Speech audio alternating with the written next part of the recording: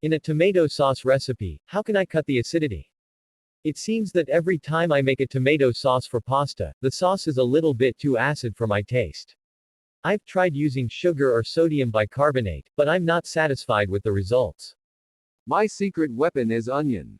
Caramelize the onions first. This creates a natural sweetness. Always use ripe tomatoes. If you cannot, then use canned. The canned are made from ripe tomatoes and tend to be a very good substitute.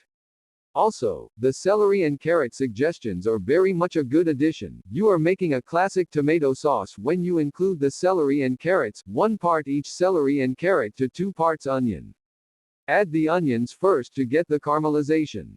I don't get too fancy with herbs, usually 1 good fresh herb does it for me. Basil or sage are 2 favorites of mine.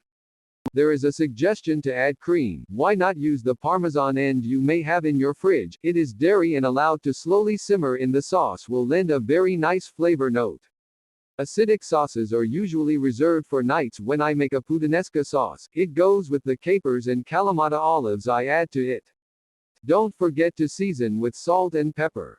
Just add half a teaspoon, or even less, of white sugar. Typical Italian tomato sauce always requires a bit of sugar, and not just to cut acidity.